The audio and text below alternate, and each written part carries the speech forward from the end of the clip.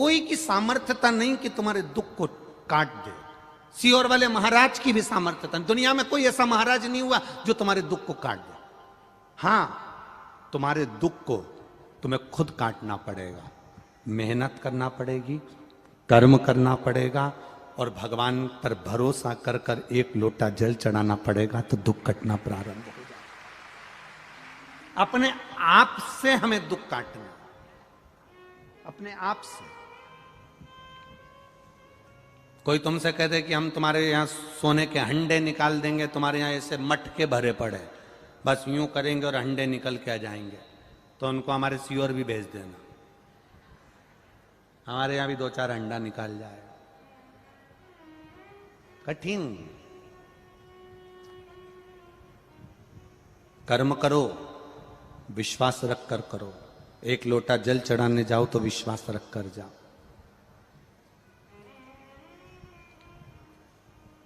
परमात्मा को क्या चाहिए तुमसे? केवल तुम्हारा किया गया भजन। एक पति को पत्नी से क्या चाहिए? एक पति का जन्मदिन आया, शादी की सालगिरह आई, पति पत्नी, पत्नी ने बहुत प्रेम से पति से कहा, आज मैं बड़ी खुश हो गई हूं अपन दोनों की, आज 25वीं शादी की सालगिरह है। 25वीं को कुछ कहते हैं सिल्वर जुबली, हाँ ऐसे बोलते हैं ना, सिल्वर जुबली। हाँ, 25वीं शादी की सालगिरह है। 25। अब 25वीं शादी की सालगिरह, पत्नी ने पति से कहा, मैं बड़ी खुश हूं, आपको क्या गिफ्ट दूं? हमेशा आप मुझे गिफ्ट देते रहे हो, मैं क्या गिफ्ट दूं? पति ने केवल एक ही शब्द कहा, गिफ्ट भले मत दे पर मेरी इज्जत करना चालू कर दे।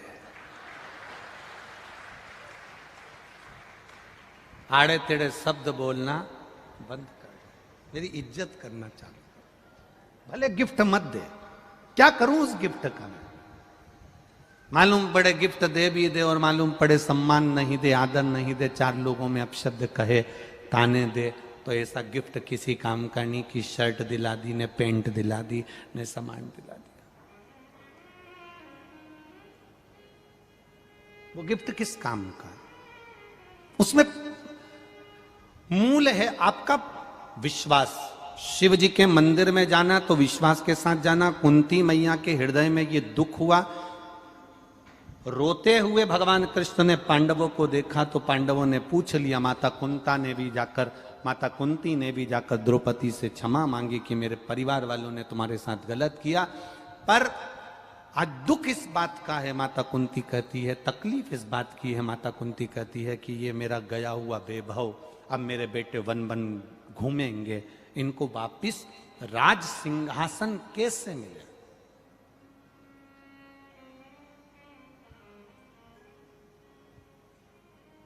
ये 100 हैं कौरव और पांडव 5।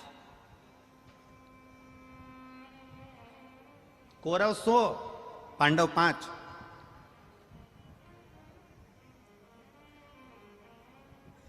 और जहां दम वहां हम। आज की दुनिया है,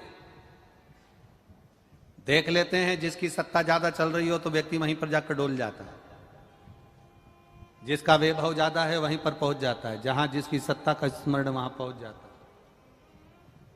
कहा क्या करा जाए?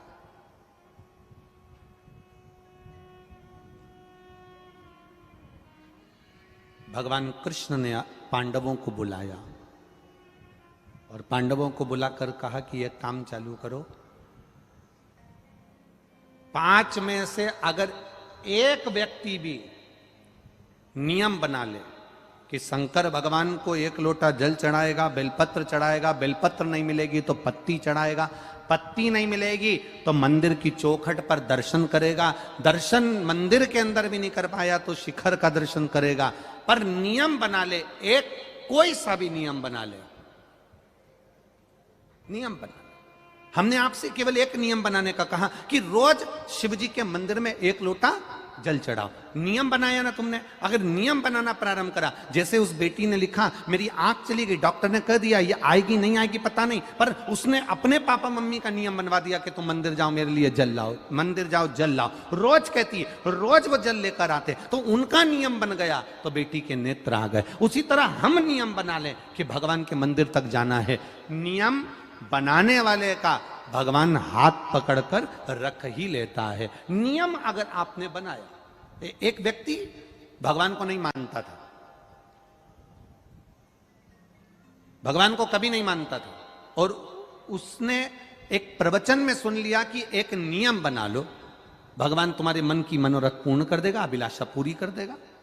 अब उस व्यक्ति ने क्या नियम बनाया? ना मंदिर जाने का नियम बनाया, ना भगवान को जल चढ़ाने का नियम बनाया, ना सूर्य को प्रणाम करने का, ना माता पिता को प्रणाम करने का, ना किसी को आदर करने का, कोई नियम उसने नहीं बनाया। केवल एक नियम बनाया उसने। कौन सा? मेरे पास में कुम्हार रहता है, बर्तन बनाने वाला, मटका बनाने वाला, रसोई बनाने वाला, एक मटकी बनाने वाला, मिट्टी के पात्र बनाने वाला कुम्हार रहता है। मैं सवेरे से सबसे पहले उठूंगा तो उसका मुंह देखूंगा, केवल उसका मुख देखूंगा।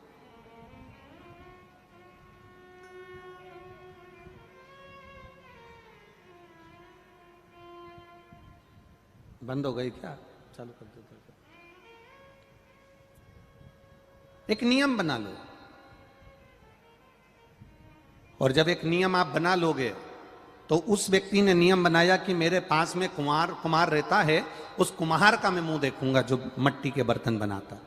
अब सुबह से उसका मुंह देखता, रोटी खा लेता, जब तक रोटी नहीं खाता जब तक उसका मुंह नहीं देख लेता, मुंह देखता रोटी खा लेता।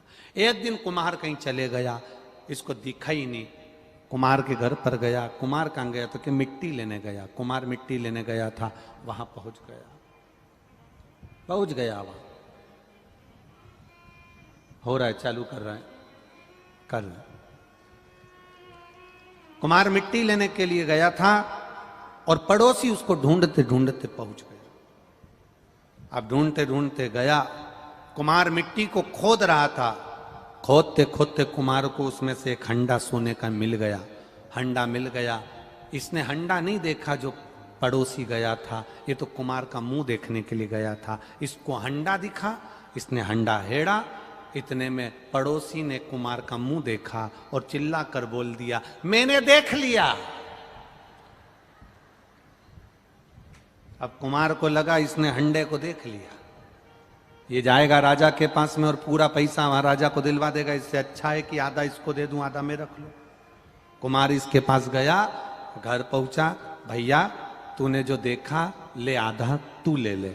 और आधा सोने की मुद्रा उसने पड़ोसी को दे दी और आधी खुद रख ली। उस पड़ोसी ने कहा, मैंने सोने की मुद्रा का हंडा नहीं देखा था, मैंने तो तेरा नियम बनाया था कि बस तेरा मुंह देखूंगा। संत ने कहा था, एक नियम अगर कोई बना लेता है उसको पूर्ण परमात्मा कर कर भंडार भर ही देता है, ये निश्चित है। तूने नियम बनाया, मैंने नियम बनाया तेरा मुख देखने का, और मुझे प्राप्त हुआ, सोने की मुद्राएं प्राप्त हो गई।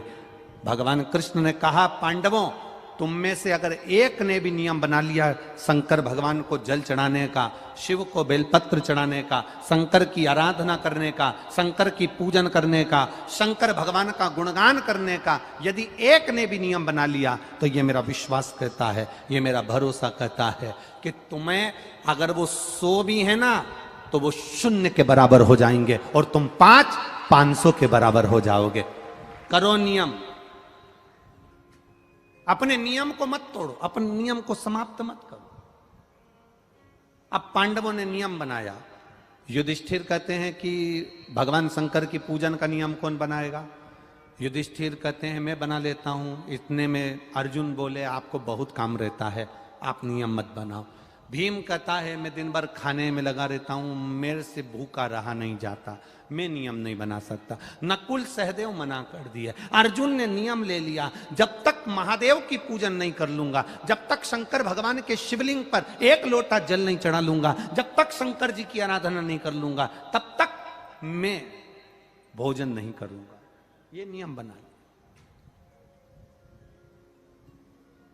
जब तक शिव जी की आराधना नहीं करूंगा, शंकर भगवान को एक लोटा जल नहीं चढ़ाऊंगा, तब तक मैं भोजन नहीं करूंगा। नियम बना लिया। मेरा आप सबसे निवेदन, एक नियम आप भी बनाओ, सारी समस्या का हल अपने नजदीक में जो शंकर जी का मंदिर हो वहां पर जाकर एक लोटा जल चढ़ाओ प्रतिदिन। हां, बीच में अगर कहीं कोई काम अड़ गया, कोई तकलीफ आ गई, कोई कारण आ गया, ब्याह शादी हो गए, कोई फंक्शन आ गया, कोई दुख तकलीफें आ जाती हैं, हो जाए, कोई बात नहीं, 5 दिन 7 दिन 8 दिन छोड़ दिया, फिर पर नियम बना। जितने लोग कथा सुन रहे हैं आस्था चैनल पर, जितने लोग कथा सुन रहे हैं फेसबुक यूट्यूब पर, और जितने लोग इस छत्रपति संभाजी नगर की भूमि पर कथा सुन रहे हैं, कि नियम बना लेना कि हमारे घर से एक लोटा पानी भगवान शंकर के मंदिर रोज जाएगा। मैं जाऊं, चाहे पति जाए, चाहे बेटा जाए, चाहे घर का जाए, पर जाएगा जरूर। वैसे तो नियम बनाओ कि घर का प्रत्येक व्यक्ति एक लोटा जल शिव जी को चढ़ाए, प्रत्येक व्यक्ति, क्योंकि उसका खाया उसको काम आएगा, तुम्हारा खाया तुम्हें काम आएगा। तुम्हारे दुख को तुम मिटाओगी, उसके दुख को वो मिटाएगा। नियम बना। अर्जुन ने नियम ले लिया, जब तक शंकर भगवान के शिवलिंग की पूजन नहीं करूंगा तब तक भोजन नहीं करूंगा। नियम बन गया। अब अर्जुन वन वन घूम रहे हैं, वन वन घूमते घूमते अर्जुन को आज 3 दिन हो गए और शंकर जी का कोई मंदिर नहीं मिला। शिव जी का कोई मंदिर अर्जुन को मिला ही नहीं, प्राप्ति नहीं हुआ।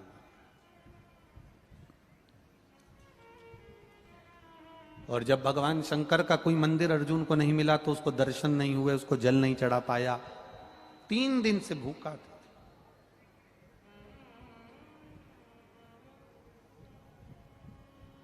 तीन दिन से भूखा। युधिष्ठिर ने भीम से कहा, भीम अर्जुन भूखा है, 3 दिन हो गए भोजन नहीं करा। जहां पर विश्वास होता है वहां परमात्मा प्रकट होता है। गंगोत्री से गंगा सागर तक की यात्रा तो एक मुर्दा भी कर लेता। बोलो सही है कि गलत है? गंगोत्री में मुर्दे को पटक दो पानी में गंगा जी के अंदर, तो वो बहता बहता बहता बहता बहता बहता कहां तक पहुंच जाएगा?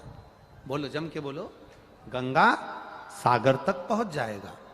गंगोत्री से गंगा सागर की यात्रा तो एक मुर्दा भी कर लेता है।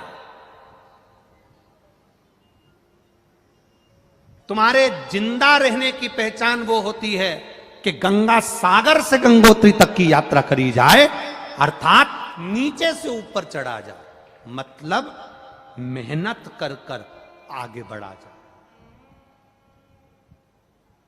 करोड़ों की संपदा कोई छोड़कर चले गया, आप ऐशो और आराम की जिंदगी जी रहे हो, वो अलग बात है, पर आपने कितनी मेहनत करी वो देखा जाता है। गंगा सागर से गंगोत्री तक की यात्रा किसने करी? अर्थात हम ये नहीं कह रहे कि आप गंगा सागर से गंगोत्री जाओ, हमारा तो इतना कहना है कि नीचे से ऊपर चढ़ने का प्रयास करो, एक एक सीढ़ी चढ़ने का प्रयास करो, मेहनत कर कर आगे बढ़ने का प्रयास करो। अपने कर्म को करते करते आगे बढ़ने का प्रयास करो।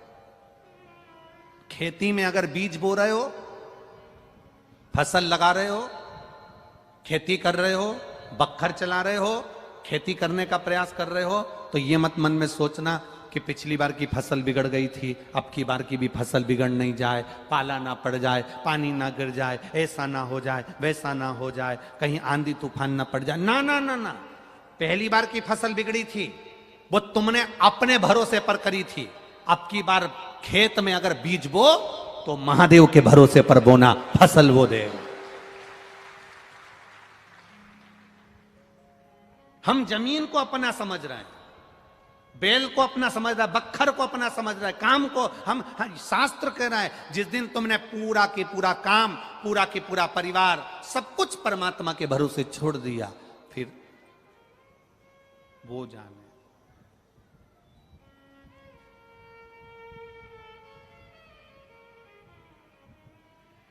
खेती बुआई मैंने तेरे नाम की,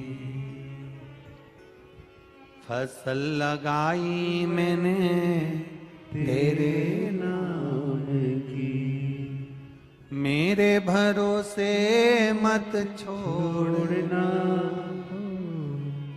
भोले जी मेरी लागी लगन मत छोड़ना। ये खेती आपकी, फसल आपकी, मेहनत करवाने वाले भी आप, और फसल देने वाले भी आप, और फसल की कीमत निश्चित करने वाले भी आप। हम मेहनत कर सकते हैं, मेहनत। बैंक में एक लॉकर होता है, उस लॉकर में लोग अपना सोने का जेवर रखते हैं। उसकी दो चाबी होती है, एक मैनेजर के पास होती है, एक चाबी तुम्हारे पास होती है। जिसने बैंक के लॉकर में अपना सोना रखा होगा, गोल्ड रखा होगा, सामान रखा होगा, उसको मालूम है। दो चाबी होती है बैंक के लॉकर की, एक मैनेजर के पास, एक तुम्हारे पास। तुम्हारी चाबी कितनी भी घुमा लो, लॉकर खुलेगा क्या? जम के बोलो, नहीं खुलेगा। मैनेजर अपनी चाबी कितनी भी घुमा ले, लॉकर खुलेगा क्या? नहीं खुलेगा। तुम अपनी चाबी घुमाओ, मैनेजर आएगा, अपनी चाबी लगाकर घुमाएगा और लॉकर खुल जाएगा। उसी तरह तुम मेहनत की चाबी घुमाते रहो, मेरा भोलेनाथ चाबी लाकर घुमाएगा तुम्हारे भाग्य की, और कार्य हो जाएगा। भाग्य की चाबी वो घुमाता है, मेहनत की चाबी आपको घुमाना है। आप इतनी दूर दूर से चलकर यहां आए हो, गाड़ियां लेकर आए हो, बस लेकर आए हो, कोई लोडिंग लेकर आए हो, कोई ऑटो लेकर आए हो, कोई बाइक लेकर आए हो, कोई फोर व्हीलर गाड़ी लेकर आए हो। एक एक दो दो किलोमीटर दूर तुम्हारी गाड़ी रोक दी, तुम वहां से पैदल चलकर यहां तक चलकर आए हो। तुमने इतनी मेहनत कर कर अगर यहां तक पहुंचे हो, इतनी मेहनत कर कर, तो तुम्हारी मेहनत खाली तो नहीं जा सकती। देगा तो वो, भरेगा तो वो, तुम आए उसके दरवाजे पर हो। शरीर में श्वास रहेगी तो शरीर चलेगा।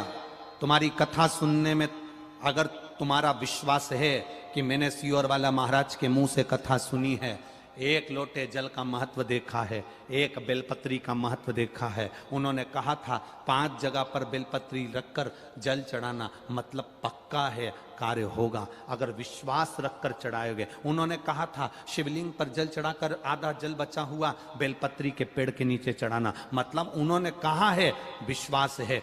व्यास पीठ से बोला गया है, भरोसा विश्वास दृढ़ हो गया, पक्का हो गया, फिर तो महादेव को भी तुम्हारा काम करना ही पड़ेगा। विश्वास पक्का।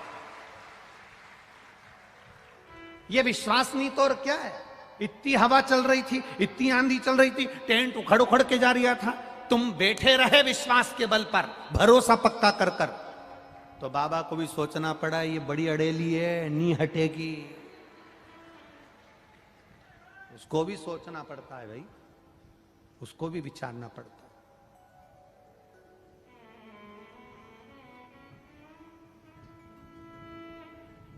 भोलेनाथ दया करना, मैं तेरे भरोसे हूँ। मेरे बाबा दया करना, मैं तेरे भरोसे हूँ। ना घर के भरोसे हो, ना परिवार के भरोसे हो, मेरे बाबा दया करना, मैं तेरे भरोसे। हम उसके भरोसे जीना प्रारंभ कर। हम कथा सुनते हैं जब तक हमारा भरोसा रहता है, फिर कोई मिल जाता है और वो कह देता है कि यहां से तुम्हारा काम नहीं हो रहा तो तुम हमारी दूसरी जगह चलो, हम एक और बाबा के पास ले चलते। यहां से काम नहीं हो रहा तो वो तीसरे के यहां चल चलो हम उसके पास ले चलते हैं। मतलब तुम एक पे भरोसा नहीं कर पाई। अगर एक पर भरोसा कर लेती, शिव महापुराण पर पूरा भरोसा कर लेती ना, तो तुझे किसी के दरवाजे जाने की जरूरत नहीं पड़ती, तेरा काम वहीं से हो जाए। भरोसा होगा तभी तो लोग इतने पत्र लिखते हैं कि हम पढ़ भी नहीं पाते। भरोसा, विश्वास। शरीर में श्वास जरूरी है और कथा में विश्वास जरूरी है। आप जब शिव महापुराण की कथा चाहे टीवी पर सुन रहे हो, चाहे पंडाल में सुन रहे हो, चाहे मोबाइल पर सुन रहे हो, आपको भरोसा होना चाहिए, विश्वास होना चाहिए, दृढ़ता होना चाहिए। विश्वास तोड़ने वाले बहुत मिलेंगे, बहुत। कोई कहेंगे कि ऐसा है, कोई कहेगा वैसा है, कोई कहेगा उनने ऐसा कर दिया, कोई कहेगा उनने वैसा कर दिया। कितना कितना लोग उपद्रव मचाते हैं। अब सीहोर में रुद्राक्ष उत्सव हुआ, लोगों ने कितना उपद्रव मचाया, ढेर उपद्रव मचा के रखा, पर विश्वास मेरे बाबा पर था। वो चिल्लाते रहे और कथा बचती रही, चलती रही और चला। भीम ने कहा तुम चिंता मत करो। युधिष्ठिर से कहा भैया कल अर्जुन भोजन करेगा, पक्का है, तुम देखना कल अर्जुन भोजन को ग्रहण करेगा, निश्चित है। अर्जुन को भोजन कराने के लिए भीम ने छल करा। एक पेड़ की टहनी को, एक पेड़ के ठूट को काटा, काट कर उसको लाया, लाकर जमीन में गाड़ दिया, गाड़ कर उसके 4 बांस लगाकर, बांबू लगाकर उसके ऊपर छाया कर दी, और जो पेड़ का ठूट था उसके ऊपर माला पहना दी, पत्ती रख दी, और पत्ती रखकर, फूल रखकर, माला पहनाकर उसको त्रिपुंड लगा दिया, और अपने युधिष्ठिर से और अर्जुन से जाकर कहा जंगल में मुझे शंकर जी का मंदिर मिल गया। जंगल में मुझे शंकर जी का मंदिर मिल गया। शिव मंदिर जंगल में मिल गया? हाँ। युधिष्ठिर ने तुरंत अर्जुन से कहा अर्जुन इसके साथ जाओ और शंकर जी का दर्शन करके जल चढ़ा कर आओ। अर्जुन 1 लोटा जल सरोवर में से भरे, शंकर का गुणगान करते हुए नमः शिवाय नमः शिवाय नमः शिवाय ओम नमः शिवाय बोलते हुए शंकर के मंदिर में पहुंच गए। शिव जी का शिवलिंग देखा, अर्जुन प्रसन्न हो गए। प्रसन्न होकर उन्होंने जल चढ़ाया, जल चढ़ाकर वापिस आए। आने के बाद माता कुंती से, द्रौपदी से कहा भोजन दो। भोजन सामने आया, अर्जुन ने भोजन करा। जैसे ही भोजन करा, अर्जुन बस भोजन आधा कर चुके थे और भीम ठहाका लगाकर हंस दिए। भीम ठहाका लगाकर हंस दिए, क्योंकि उसको मालूम था कि मैंने इसको बेवकूफ बना दिया। उसको मालूम था मैंने इसको बेवकूफ बना दिया। भीम ठहाका लगाकर हंसे, और भीम जब ठहाका लगाकर हंसे तो युधिष्ठिर को रास नहीं आया, नकुल सहदेव को रास नहीं आया, अर्जुन को रास नहीं आया कि अर्जुन आज भोजन कर रहा है, 3 दिन में भोजन कर रहा है और तुम हंस रहे हो, तुम हंस रहे हो। जब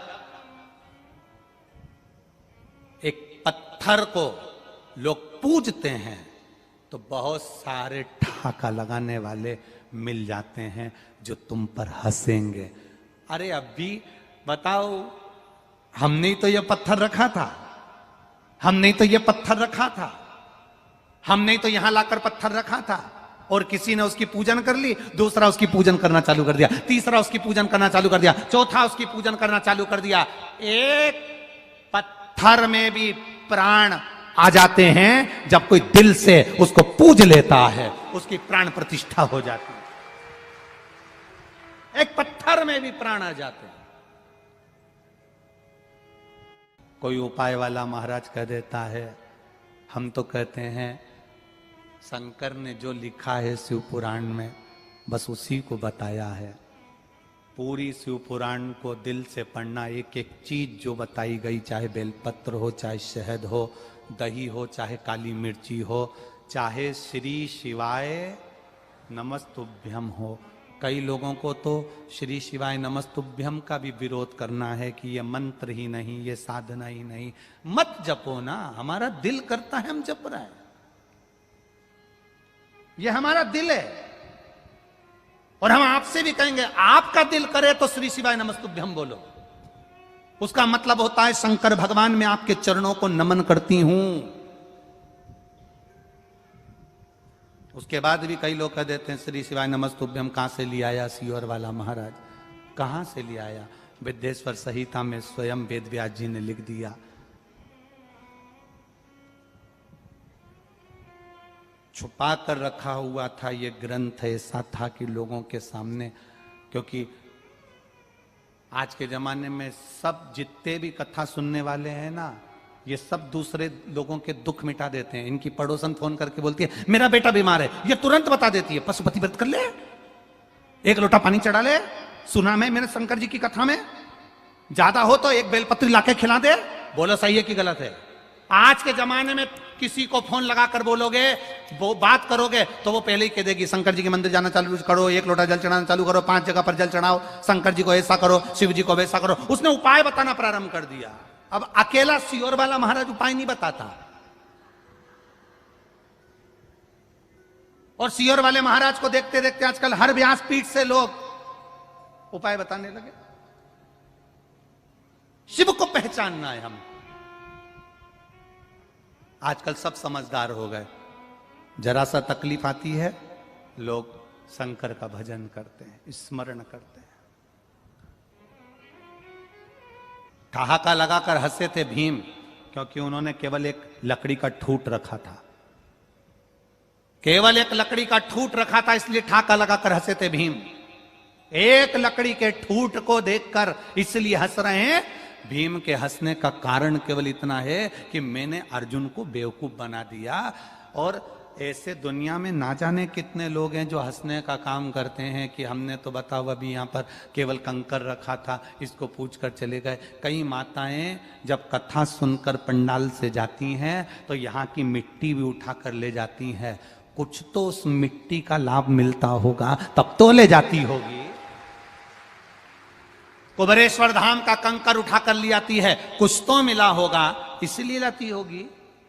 और इतने लाखों लोग शिव महापुराण की कथा को सुन रहे हैं, लाखों लोग।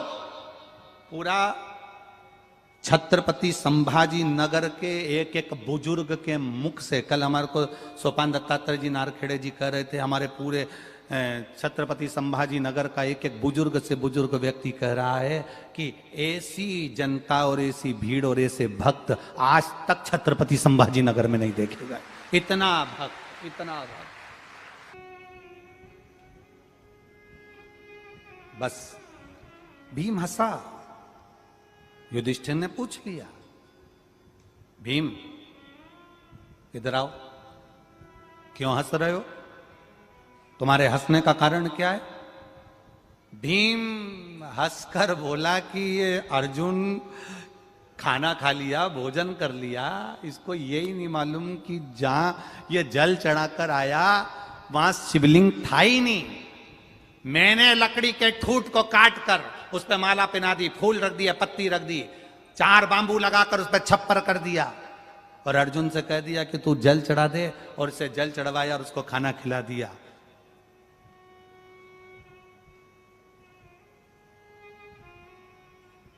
बन गया ना बेवकूफ? अर्जुन कहते हैं ऐसा नहीं है, मैंने महादेव को जल चढ़ाया है, वो लकड़ी का ठूट नहीं हो सकता।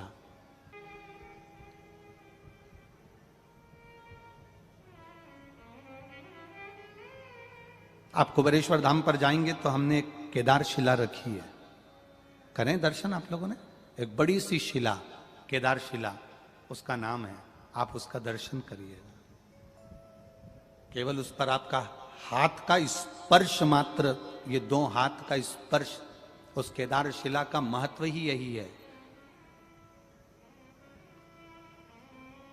जो संतान प्राप्ति के लिए आते हैं वो हल्दी का छापा लगा देते हैं, जो शादी के लिए आते हैं वो कुंकू का छापा लगा देते हैं। बस केदार शिला पर हाथ का स्पर्श करते हैं, पूजन करते हैं और बाबा से विनती कर कर जाते हैं, और बाबा भंडार। उस केदार शिला का स्मरण, कंकर शिला का भाव व्यक्त किया। हंस दिए, भीम को हंसी आ गई, भीम को हंसी, ठहाका लगा रहा है भीम। ऐसे दुनिया में कई लोग हंसेंगे। आप सीहोर आएंगे कंकर शंकर की भूमि पर तो लोग कह देंगे क्या रखा है वहां, क्यों जा रहे हो वहां, शंकर जी का मंदिर भी नहीं बना अभी तो, शिव जी भी नहीं बैठे अभी तो, क्या करोगे वहां जाकर। हम दूसरे की क्या बात करें, कुछ लोग ऐसे भी मिल जाएंगे अपने भी, जो आप आएंगे तो आपको वहीं से कह देंगे क्या रखा है वहां पर, क्या करोगे जाकर, जाना है तो यहां जाओ वहां जाओ, क्यों आते हो कुबेरेश्वर धाम। पर जो विश्वास लेकर आया, भरोसा लेकर आया, उस दृढ़ता के साथ आया है, उस भूमि के कंकर को शंकर मानकर आया है, वहां बैठकर 108 बार श्री शिवाय नमस्तुभ्यम कहकर गया है, वो झोली भरकर वापिस आया है, करोड़ों का धन लेकर आया है, संपदा लेकर। क्या वर्णन करें हम उस कुबेर भंडारी की भूमि का। एक नेपाल की एक महिला बाबा के यहां आई, गई थी महाकाल दर्शन करने, और बाबा के यहां आकर बस उसने कहा मेरा बहुत बड़ा केस चल रहा है बाबा, साथ ले, बस बहुत है, साथ ले।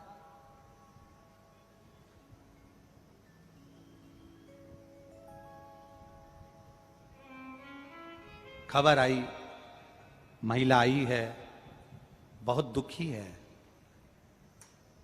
उस महिला के मुख से एक शब्द निकला कि गुरुजी अगर मेरा केस सुलझ गया ना तो मैं यहाँ बाबा के यहाँ पर ऐसा ऐसा कर दूंगी। हमने उनसे एक महिला से एक ही बात कही, और वो महिला बाद में अभी वीरगंज में भी मिलने आई। हमने उनसे एक ही बात कही, आप ये मत बोलो कि आप क्या कर दोगे, बस आप तो बाबा से ये कहो कि भोला सब दुख ओ भोला सब दुख। आप तो बाबा से जाकर बस इतना कहो कि मेरा ये दुख है, काट देना। आपको ये नहीं कहना है कि मैं ऐसा करूंगी। भगवान कोई लालची नहीं है कि तुम करोगी इसलिए तुम्हारा काम करेगा। भगवान से तुम इतना कहो कि मेरी ये झोली भर देना बस, और बाबा को हाथ लगाओ, छापे लगाओ और जाओ यहां से, जाओ यहां से। गई, 20 दिन भी नहीं हुए और उसने खबर कर दी आशीष भैया को कि मंदिर में बाबा जब विराजे और बाबा की जो शिलालेख हों उस सबको चांदी से पूरे मंदिर को जड़ दो। बाबा ने इतनी कृपा कर दी। ये शिव तत्व है, ये शंकर औघड़ी है, औघड़ी। आप बाबा को ये कहकर मत आओ कि मैं ऐसा करूंगी नहीं है। हमारे बाबा को तुम्हारा लालच नहीं चाहिए, हमारे बाबा को तुम्हारा लोभ नहीं चाहिए। तुम तो जल चढ़ाओ, पूजन करो, कंकर शंकर को पूज लो। तुम कुबेरेश्वर धाम पर आए हो तो शिव की आराधना करो, 1 रुपया भी मत दो। तुम तो भगवान का भजन करो केवल। वहां आए हो, उस भूमि के महत्व को जानो। वहां बुराइयां मत ढूंढो, वहां बैठकर केवल शंकर में, कंकर में शंकर को ढूंढने का प्रयास करो। दे दे तब तुम मत कहना कि मैं क्या दूंगी। तुम ऐसी पोटली बांध कर लाओगी और इसे लुटा कर जाओगी, ये निश्चित है। बस उसके पास आकर बोल कर, उससे केवल अपने मन की बात कहकर जाइए, अपने हृदय की बात कहकर। हंसेंगे लोग, ठहाका लगाएंगे लोग, बहुत ताने देंगे लोग, बहुत हंसेंगे लोग, हम पे ही हंसते हैं। मेरा महादेव है वहां, मैंने जल चढ़ाया है और जल उसी पर चढ़ाया है और जल उसी ने स्वीकार करा है। युधिष्ठिर कहते हैं चलो भीम, तुम कह रहे हो कि लकड़ी का ठूट है, तूने गाड़ा था। अर्जुन कह रहा है कि मेरा महादेव है। चलो अभी की अभी नकुल, सहदेव, अर्जुन, युधिष्ठिर, कुंती सब चले, द्रौपदी भी चली। भगवान महादेव के उस लकड़ी के ठूट को, जिसको महादेव बनाकर रखा था, युधिष्ठिर ने कहा भीम पहले तुम परीक्षा दे दो। तुमने लकड़ी का ठूट गाड़ा था, शिवलिंग बनाकर रखा था, तो एक काम करो, तुमने गाड़ा तो तुम ही उखाड़ दो। तुमने गाड़ा है, तुम उखाड़ो। अगर ये लकड़ी का ठूट उखड़ गया तो समझ लो कि ये लकड़ी का ठूट है, तुमने गाड़ा था। और अगर ये नहीं उखड़ा तो ये अर्जुन का महादेव है जो स्थिर बना हुआ है, नहीं हटा। काटो। भीम उठा गया, ठहाका लगाता हुआ भीम ने लकड़ी के ठूट को उखाड़ना चाहा। लकड़ी के ठूट को भीम उखाड़ना चाह रहा है। जिसको भीम ने गाड़ा था, जिसको भीम ने रखा था, जिसको भीम ने बनाया था, उसी शिवलिंग को, लकड़ी के ठूट को भीम उखाड़ रहा है, पर वो ठूट उखड़ता नहीं। भीम गया, हडिम्बा को कहा कि हाथी लेकर आओ, अपनी धर्म पत्नी से हाथी बुलवाया, हाथी की सूंड से उस लकड़ी के ठूट को हटवाया, नहीं हटा। हाथी के सूंड से बड़ के पेड़ की डालियां बांधकर उस ठूट को हटवाया, ठूट नहीं हटा। अर्जुन अब कह रहे हैं, जब कोई एक व्यक्ति दिल से कंकर पर भी जल चढ़ाता है ना, तो वो शंकर बन जाता है, वो शंकर बन। एक व्यक्ति अगर दिल से शंकर भगवान पर जल चढ़ाता है, कंकर पर भी जल चढ़ाएगा, तो वो शंकर बन जाएगा।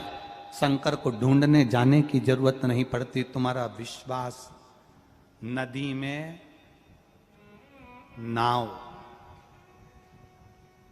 शरीर में पांव और कथा में भाव, बस यही मूल है, ये मूल है। फिर आप जिस भाव से जाओगे वो स्वीकार कर लेगा, जिस भाव से पहुंचोगे स्वीकार कर लेगा। फिर आप तेरे डमरू की धुन सुन के मैं काशी नगरी आई हूं। तब अर्जुन कह रहे हैं कि आप चिंता मत करो, जिस पत्थर पर, कंकर पर, लकड़ी पर, या जिसमें आस्था हो, जिसमें विश्वास हो, जिसमें दृढ़ता हो, उस पर आप दिल से अगर एक लोटा जल चढ़ा रहे हो, तो वो कंकर कंकर नहीं होता, वो मेरा देव अधिदेव महादेव हो जाता है, भगवान शिव हो जाता है। उसमें कंकर नहीं रहा, महादेव होगा। आप इतने लाखों की संख्या में यहां पहुंचे हुए हो, पूरे ग्राउंड में जहां देखो वहां अपार जन समुदाय के रूप में, लाखों लाखों के रूप में आप पहुंचे हो। हवा में पंडाल भी उखड़ गए, टेंट भी उखड़ गए, उसके बाद भी आपका जो विश्वास है, आपकी जो दृढ़ता है, आपका जो भरोसा है, वो साधारण नहीं है। बोल बम का नारा है, जरा जम के बोलिए, बोल बम का नारा है। अर्जुन के लिए वो लकड़ी का जो ठूट था, वो भी शिवलिंग बन गया था, वो भी शिव। चतुराई और समझदारी, ये दोनों एक अलग अलग शब्द हैं।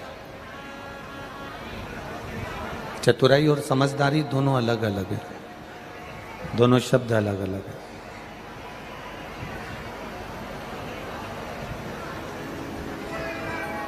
आप किसी को धोखा दे रहे हो,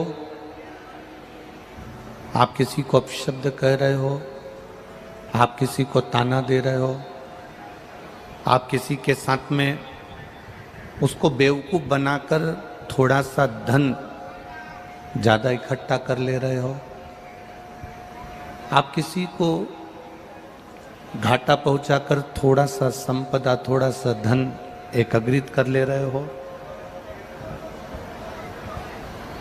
इसको समझदारी नहीं कहेंगे।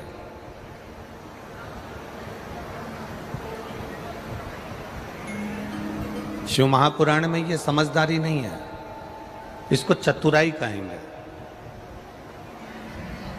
चतुराई किसी के साथ धोखा करना सिखा देती है, चतुराई किसी के साथ कपट करना सिखा देती है, चतुराई किसी को नीचा दिखाना सिखा देती है, चतुराई किसी के व्यापार को समाप्त करना सिखा देती है। चतुराई आपको बहुत सी चीजें सिखा सकती है, पर समझदारी और चतुराई में अंतर केवल इतना है कि चतुराई आपको किसी ना किसी को घाटा देना सिखाएगी, कहीं से धन अर्जित करना सिखाएगी, पर समझदारी भगवान की शरणागति और भजन और ईमानदारी से कमाने की राय देगी। हमें कभी ये नहीं कहना कि यह बहुत चतुर है। जो दूसरे को धोखा दे दे वो चतुराई में हो सकता है।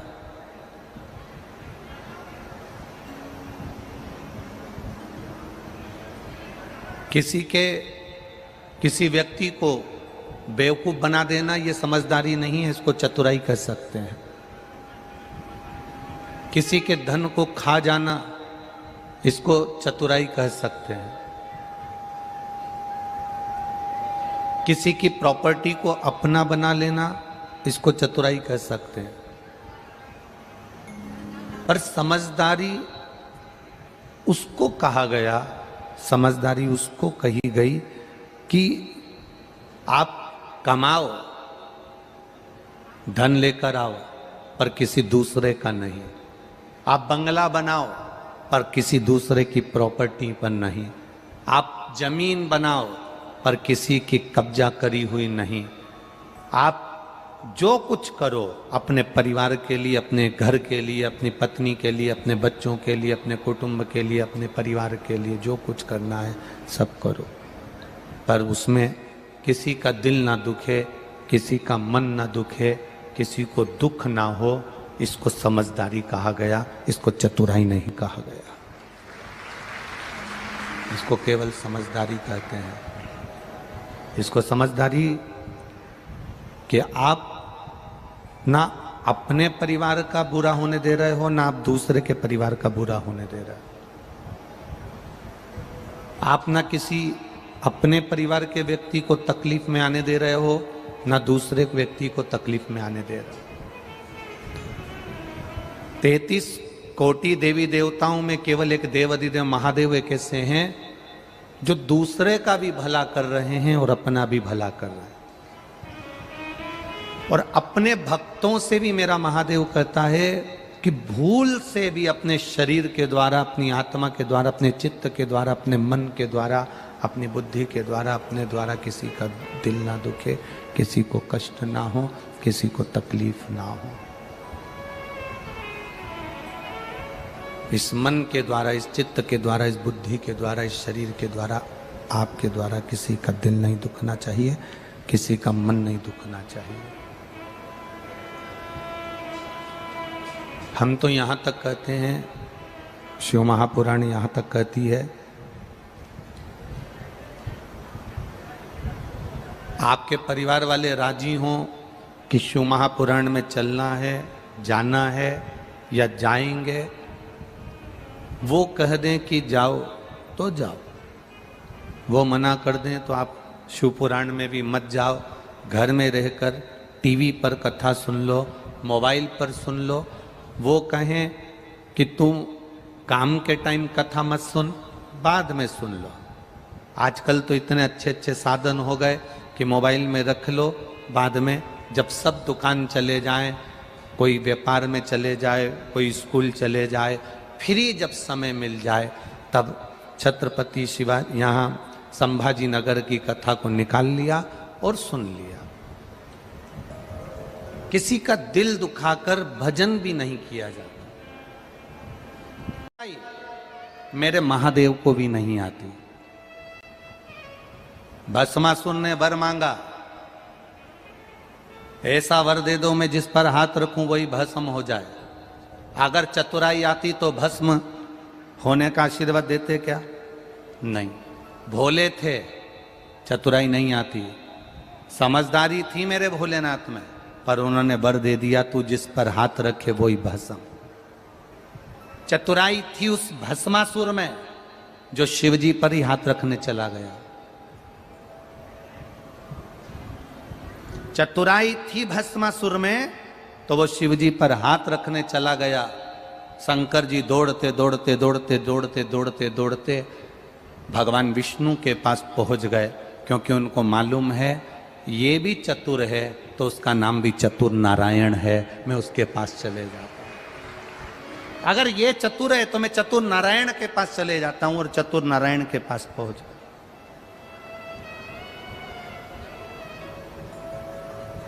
भोले को भोला मिलता है, समझदार को समझदार मिलता है, और चतुर को जम के बोलो चतुर मिलता है। आप अगर आज किसी को धोखा देकर 2 रुपए ज्यादा कमा भी लोगे ना कोई तुमको ऐसा चतुर मिलेगा, तुमने उसको धोखा दिया, वो तुम्हें धोखा देकर तुमने 2 रुपए उससे ज्यादा लिए, वो तुमसे 10 रुपए लेकर जाएगा। चतुर को चतुर मिलता। और भस्मासुर जैसे चतुर को चतुर नारायण मिले, क्या करा उन्होंने? स्त्री का रूप लेकर उसको नचाया, उसी का हाथ उसी के सिर पर रगवा दिया। अब सोचो, इसने तो वर मांगा था और उसी को समाप्त करवा दिया उसी के वर से। चतुर को चतुर मिल जाता है, भोले को भोला मिलता है, सहज को सहज मिलता है।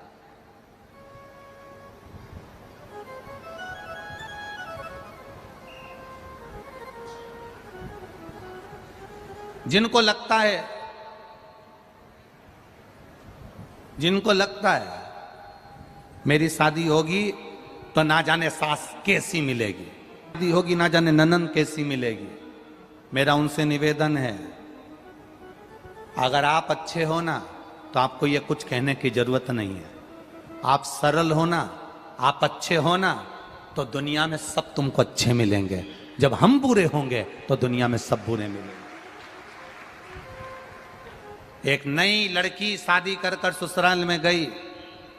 ससुराल में जाने के बाद उसने सहेलियों ने कह दिया था सास बड़ी बुरी होती है, ननन बड़ी बुरी होती है, इसका काम केवल चोटाई करना और चुगली करना होता है।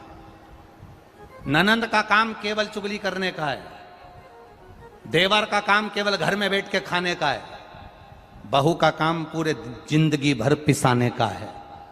ये सहेलियों ने दिमाग में भर दिया, किटी पार्टी में जा जाकर भर दिया दिमाग में। तेरी सास बुरी, ससुर बुरा, जेठ बुरा, देवरानी बुरी, जेठानी बुरी, ननन बुरी। लड़की शादी कर कर जैसे ही ससुराल पहुंची उसके दिमाग में फंसा हुआ था सास बुरी होती है। सास ने उसको कहा बेटा सुनो, हाथ में बहुत सारी सोने की चूड़ियां हैं, मेहमानों ने दी, हमने दी, तुम्हारी मम्मी ने पापा ने दी, तुम एक काम करो, काम करोगी, आटा वगैरह उसनोगी, करोगी, हाथ की चूड़ियां थोड़ी सी उतार कर रख दो, लाओ मैं संभाल के रख देती हूं, लाओ मैं संभाल के रख देती हूं। सास ने भला सोचा, इसको लगा सास तो लोभी है, मेरे हाथ की चूड़ियां ले रही है।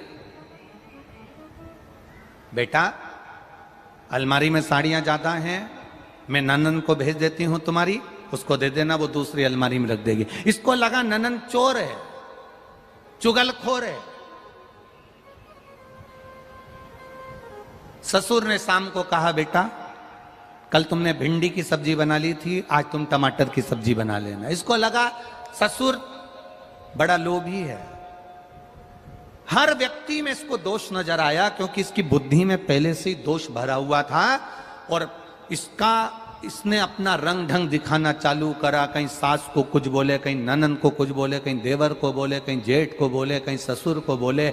सब इससे बात करना बंद कर दिए, दूर हो गए। अभी शादी करी, 15-20 दिन हुए, ये बहू ऐसा क्यों कर रही है, आखिर इसको क्या पड़ गया ऐसा, समझा रहे हैं, समझ नहीं रही। ये विदा लेकर अपने पिताजी के घर गई।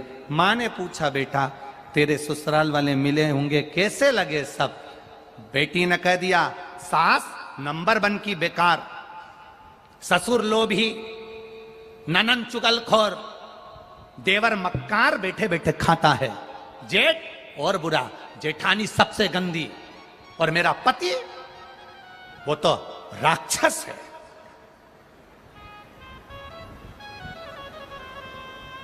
तो तेरे पड़ोसी तो अरे पड़ोसी नंबर 1 के बेकार, इतने घटिया, इतने गंदे, जिनका मुंह देखना पसंद नहीं मेरे को। मां समझ गई, पड़ोसी तो अच्छा लगता ना, इतने बड़े परिवार में कोई तो ठीक नजर आता ना। पर दिक्कत केवल इतनी सी है, जो काले कलर का चश्मा लगाता है उसको सब काले नजर आते हैं, जो पीले कलर का लगाता है उसे पीले दिखते हैं, जो नीला लगाता उसे नीले दिखते हैं, जो लाल लगाता उसे लाल दिखते हैं। ये सृष्टि सब गंदे। क्या चाहती है? क्या चाहती है? बस अगर एक सुधर गई ना तो सब सुधर गए। कौन? मेरी सास की बहुत चलती है मां, मेरी सास का मुंह बंद कर दो बस, या ऐसा मुझे स्लो पॉइजन दे दो कि ये धीरे धीरे करके मर जाए। सास, इसकी मां जो थी, उसने अपने पति से कहा, जो डॉक्टर था, तुम्हारी बेटी को स्लो पॉइजन चाहिए सास के लिए। डॉक्टर कभी किसी को मारना नहीं चाहता, जब तक दम लगती है उसको बचाने का प्रयास करता है। जब तक उसमें श्वास है तब तक डॉक्टर भी आस देते रहता है कि बच सकता है, बच सकता है। डॉक्टर ने अपनी पत्नी से कहा, ये पुड़िया ले जाओ, बेटी को दे दो। बेटी से कहना रोज थोड़ा थोड़ा चाय में डाल देना। पर बेटी से कहना, अब सास 1.5 महीने में मर जाएगी, तो 1.5 महीने में उससे झगड़ा मत करना। अब मरने तो वाली है ना, तो उससे प्रेम करना। जो बन सकता वो बोले भी तो तू चुप रह लेना, वो आड़ा टेढ़ा कहे तू मौन रहना, ठीक है। थोड़ा थोड़ा सा डालना, सास मर जाएगी। बहू फिर पहुंची ससुराल, चाय बनाती, उसमें थोड़ी सी डाल देती, डालती, सास को दियाती। सास कुछ भी बोलती, बहू सुन लेती। सास को अच्छा लगा कि अपने माँ के घर गई थी तो माँ ने कुछ सिखा दिया, सुधर गई, अच्छी हो गई। आज सास ने कहा, चल मैं तुझे बाजार ले चलती हूँ, तेरे पाँव की चप्पल बेकार हो रही है, दिला लाती हूँ। चप्पल दिलाने गई तो सूट भी दिला लाई, कपड़े भी दिला लाई। उसने कहा, माँ मेरे हाथ की अंगूठी खराब हो गई। माँ ने उसको तुड़वा के दूसरी बड़ी सारी बनवा दी, चल। सास बहू में 15 दिन में इतना प्रेम हो गया, इतना प्रेम हो गया, इतना प्रेम हो गया। बेटी दौड़कर अपनी माँ के पास वापिस मायके जाकर कहती है, माँ पिताजी से कह दो मैं अपनी सास को मरता हुआ नहीं देखना चाहती, उसको वापिस जिंदा कर दे। हम सुधर गए, हम अपने आप को संवार लें। ना सास बुरी होती है, ना बहू बुरी होती है। बुरा समय होता है, वक्त होता है, उस समय को थोड़ा सा टाल दीजिए, अपने आप आपकी जिंदगी संवर जाएगी, अपने आप आपका जीवन संवर जाएगा।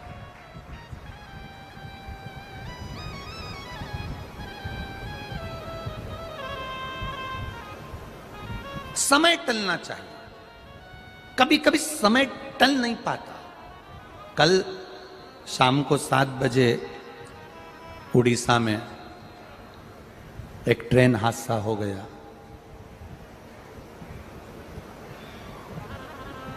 250 लोगों के प्राण चले गए और 900 लोग हॉस्पिटल में पड़े हुए हैं। आपको और हमको भगवान से यही प्रार्थना करना है कि जो हॉस्पिटल में पड़े हुए हैं, मेरे महादेव महामृत्युंजय बनकर चले जाओ और उनको ठीक कर कर उनको अपने घर पहुंचा दो। जो शांत हो गए, मेरे देव अधिदेव महादेव उनको अपने चरणों में स्थान प्रदान करें।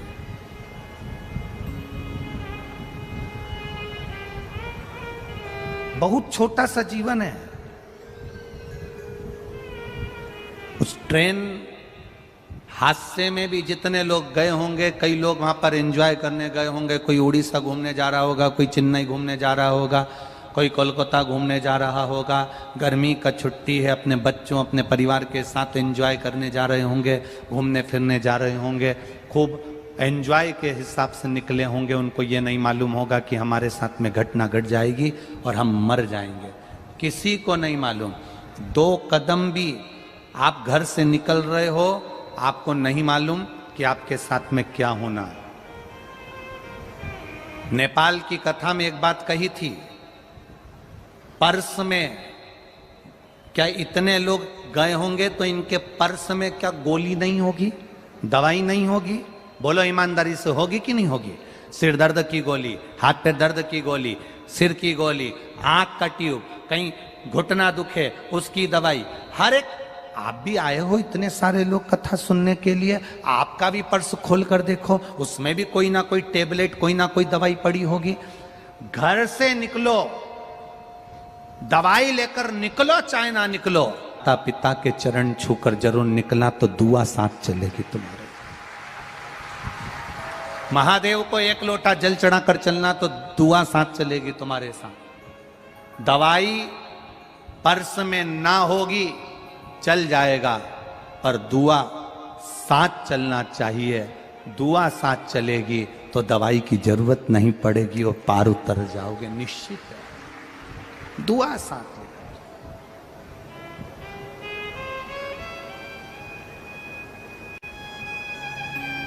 भजन के बल को बढ़ाओ। जीवन का कोई भरोसा नहीं है, कोई सार तत्वता इस शरीर की है ही नहीं। कब जाना पड़ जाए, कब प्राण चले जाए, कब प्राण छूट जाए, कोई भरोसा नहीं।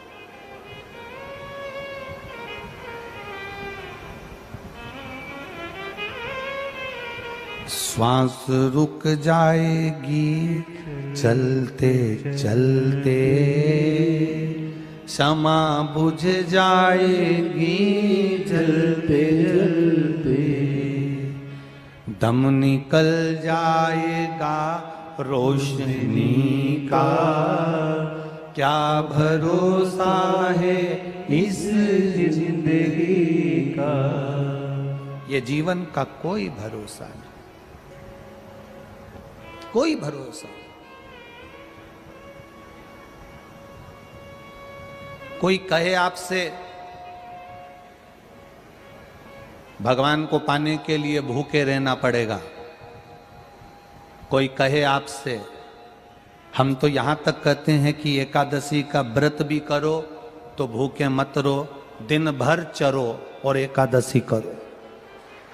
हम तो यहां तक कहते हैं खिचड़ी खा ली, फिर भूख लगी चिप्स खा जाओ, चिप्स खाने के बाद भी भूख लगे 1-2 घंटे बाद तो पपीता खा जाओ, पपीता खाने के बाद भी भूख लगे तो 2-4 सेव फल निपटा जाओ, उसके बाद भी भूख लगे तो 1 गिलास दूध गर्म करके फिर पी जाओ, फिर भूख लगे तो राजगिरा की पूड़ी बनाकर खा जाओ, और भूख लगे तो आलू को उबाल के उसको पीस के उसका हलवा बना के खा जाओ, और भूख लगे तो 1-2 किलो केला, पपीता, सेव फल और खा जाओ, पर भूखे मत रहो।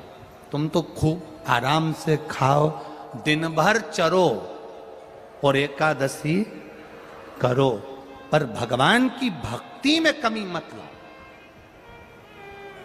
भगवान के भजन में कमी नहीं आना चाहिए तुम्हारे। तुम भूखे रह जाओ और भगवान का भजन ना करो। कोई कोई व्रत ऐसा होता है जिसमें आप लोग भूखे रहते हो, जैसे वो करवा चौथ का व्रत रहता है, उसमें तुम लोग कितने भूखे रहते हो, कितने है? एक बार कोई इंटरव्यू ले रहा था करवा चौथ के व्रत का टीवी पर, तो पत्नी से इंटरव्यू लेने की जगह वो पति से इंटरव्यू ले रहा था। आप कुछ बोलिए करवा चौथ के लिए। उन्होंने अपना उत्तर दिया, ये सब बोला। बाद में पति उठकर गया, छत पर वापिस आया तो इंटरव्यू वालों ने पूछा तुम कहां गए थे? तो कि चांद देखने गया था। तो कि व्रत किसका है? पत्नी का। तो तुम चांद देखने काय को जा रहे हो? उसने सुबह से मुझे कुछ खाने नहीं दिया है, भगवान से प्रार्थना कर रहा हूं तू निकल जा, ये एक बार तुझे देख लेगी तो मुझे खाने को दे देगी। ये मैं उससे बोली थी कि जब मैं भी नहीं खा रही तो तुम काय को खा रहे, इसलिए मुझे खाने को नहीं। मैं भगवान से प्रार्थना कर रहा हूं कि चंद्रदेव तुम निकल जा।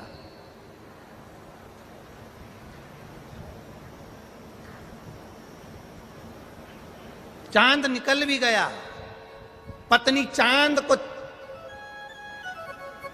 चलनी में देख रही है, फिर पति का मुंह देख रही है। पति इसका मुंह नहीं देख रहा। 1200 रुपए की साड़ी दिलाई थी वो देख रहा। प्राण खा गई थी जब तक साड़ी न दिलाई, करवा चौथ का व्रत नहीं करा। और पूरे व्रत में एक दिन पहले से कह रही थी, सुन लो कल मेरा करवा चौथ का व्रत है, साड़ी दिला दो। कल मेरा करवा चौथ का व्रत है, साड़ी दिला दो। नहीं दिलाओगे तो मैं व्रत आधा कर कर तोड़ दूंगी। पति को लगा ये तो मेरा सुसाइड कराने की आफत। इसने व्रत तोड़ा और मैं निपटा। उससे अच्छा इसको 1200 की साड़ी दिला दी। कहां चित्त जा रहा?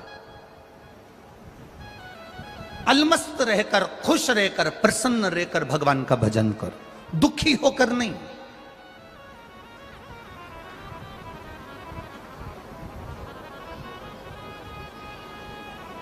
कोई मर गया, घर में रो रहे हो। कोई मर गया, घर के बाहर रो रहे हो। कोई मर गया, हॉस्पिटल में रो रहे हो। कोई मर गया, रोड पर चलते चलते रो रहे हो। पर हमारे यहां के विद्वान कहते हैं, कभी शमशान में किसी को रोते देखा है? जम के बोलो जरा। मुर्दे को आग लगाई जा रही है, मुर्दे को जलाया जा रहा है, चिता में आग लगाई जा रही है, और परिवार का कोई व्यक्ति रोता है तो उसको मना कर देते हैं, ये शमशान है, यहां रोना नहीं है। आग लगाते समय रोया नहीं जाता, चिता जलाते समय रोया नहीं जाता, शमशान के अंदर बैठकर रोया नहीं जाता। घर पर रो लो, हॉस्पिटल में रो लो, घर के बाहर रोड पर रो लो, तुम्हारी मर्जी पड़े गाड़ी में रो लो, लेकर जा रहे हो मुर्दे को तो रोड पर रो लो। पर शमशान में जब आग लगे उस शरीर में, उस मुर्दे को जब जलाया जाता है, चिता में जब आग लगाई जाती है तो शमशान में नहीं रोया जाता है। लोग पूछते हैं शमशान में क्यों नहीं रोते हैं? शिव महापुराण की कथा कहती है वहां जगत का बाप रहता है और बाप के सामने रोया नहीं जाता। वहां जगत का पिता रह रहा है, जगत का बाप रह रहा है, मां देव अधिदेव महादेव रह रहे हैं, शमशान में उनका निवास है, उसके सामने रोया नहीं जाता। जब भी शंकर के पास जाना, शिव मंदिर में जाना, शिवालय में जाना, शिव महापुराण में जाना, रोना मत, वहां प्रसन्न होकर जाना। जिंदगी में कितना भी दुख हो तो भी मंदिर प्रसन्न होकर जाना। तो पार्वती जी भी शिव जी से कह देंगी इसकी जिंदगी में कितना दुख है, कर्जा है, बीमारी है, किराए के मकान में रह रही है, दुकान नहीं चल रही है, बच्चे सुन नहीं रहे हैं, गलत संगति में जा रहे हैं, पढ़ाई का पैसा नहीं है, रोटी के लिए मोहताज है, उसके बाद भी मंदिर में पानी चढ़ाने आती है, एक लोटा जल चढ़ाने आती है और मुस्कुरा कर आती है, हंसकर आती है। शंकर भगवान कहते हैं पार्वती इसकी जिंदगी में दुख है और ये मेरे मंदिर में आकर मुस्कुरा रही है, इसलिए आज जब ये जल चढ़ाकर जाएगी तो मैं इसको आशीर्वाद दे दूंगा कि तेरे सारे दुख कटेंगे और तू मुस्कुराती रहे।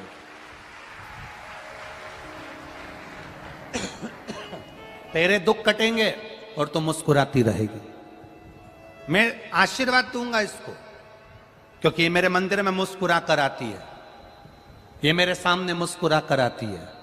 जो बहू सास के सामने 24 घंटे रो कर जाए, हमारे को तो तुमने ऐसी साड़ी चढ़ाई थी, हमारी शादी में तो केवल 1 लाख रुपए खर्च करे, देवर की शादी में इतने खर्च करे, ननन की शादी में ऐसा करा, उसकी शादी में ऐसा करा, हमको तो कुछ दिया ही नहीं, हमको तो कुछ करा ही नहीं, हमको तो कुछ करा ही नहीं। जिंदगी भर जो रोती रहे रोती रहे रोती रहे रोती रहे रोती रहे, तो सास भी सोच लेती है इसकी तो जिंदगी में रोना ही लिखा है। जो कुछ भी नहीं है उसके पास में तो भी मुस्कुराकर सास से कहे मम्मी चाय बना लाऊं क्या? बेटा दूध नहीं है। सास कह रही है दूध नहीं है, और बहू कहते तो कोई बात नहीं मां, काली चाय पी लेते थोड़ा नींबू निचोड़ के, पेट भी साफ हो जाएगा। जो विषम परिस्थिति में भी मुस्कुराकर अपने आनंद को जीती है, सास भी सोच लेती है मेरी जिंदगी में ऐसी बहू कहीं नहीं मिलेगी। परमात्मा जितने जन्म देना मेरी बहू बेटी इसी को बनाकर भेजना, कोई दूसरे को नहीं। विषम परिस्थिति में भी जो समता ढूंढे, विषम परिस्थिति में भी जो सुख ढूंढे, विषम परिस्थिति। जब पहली बार माता पार्वती जी शादी कर कर आई कैलाश धाम पर, शादी करके आने के बाद उन्होंने जब कैलाश धाम पर देखा तो कहीं उनका रहने के लिए जगह ही नहीं थी। अब कैलाश में कहां जगह रहने के लिए? आज भी कैलाश में कहां जगह है रहने के लिए? आप चले जाओ कैलाश पर्वत, कैलाश मानसरोवर की जिन्होंने यात्रा करी होगी उनको मालूम होगा। नीचे मानसरोवर में तो रुक सकते हो पर कैलाश पर नहीं रुक सकते। आपकी मर्जी हो तो आप जाके रह सकते हो। 4-6 महीने रह के बता दो कैलाश के पास, ऊपर, मानसरोवर में नहीं, ऊपर। कहां रहने की जगह? पार्वती मैया विवाह कर कर आई तो कैलाश पर कहीं रहने की जगह नहीं थी। माता पार्वती जी शिव जी के पास आकर बैठ गई। बैठने के बाद देवादिदेव महादेव ने पार्वती को देखा और पार्वती को देखकर पूछा, पार्वती तुम आज जब मेरे साथ शादी कर कर आई, नंदी पर बैठकर आई तो बोलती रही, जयमाला हुई तो बोलती रही, प्रसन्न रही, बोली, अच्छा व्यवहार करा, पर जब से तुम घर आई हो तब से तुम्हारा मुंह उतरा हुआ है। कोई कोई बहू ऐसी हो जाती है, शादी में फेरे डले तो मुस्कुराए, स्टेज प्रोग्राम होए तो मुस्कुराए, गुलाब जामुन खाए तो मुस्कुराए, पार्लर जाए तो मुस्कुराए, गाड़ी में पति पत्नी दोनों आ रहे थे तो मुस्कुराए, पर घर में जब से उन्हें आई और 1-2 दिन रहने के बाद इसका मुंह उतर जाए तो पति पूछेगा कि नहीं पूछेगा, तू पहले तो अच्छी रह रही थी, अब क्या हो गया तेरे को, क्यों सांप सूंघ गया तेरे को, क्या तकलीफ हो गई तेरे को? भगवान शंकर ने पार्वती जी से पूछा, तुझे तकलीफ क्या है, तुझे कष्ट क्या है, क्या बात है, तुम मौन क्यों है? पार्वती जी कहती है कि मैं शादी कर कर तो आ गई पर यहाँ रहने की जगह नहीं है। शंकर भगवान कहते हैं, पार्वती एक काम करो, क्या चाहती है?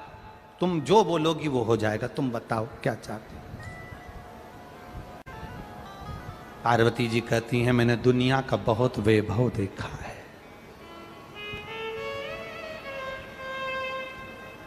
नाटक और फिल्म जैसा प्यार कभी अपने घर के लोगों से मत करना, क्योंकि नाटक और फिल्म में जो प्यार दिखाया जाता है वो केवल प्यार होता है,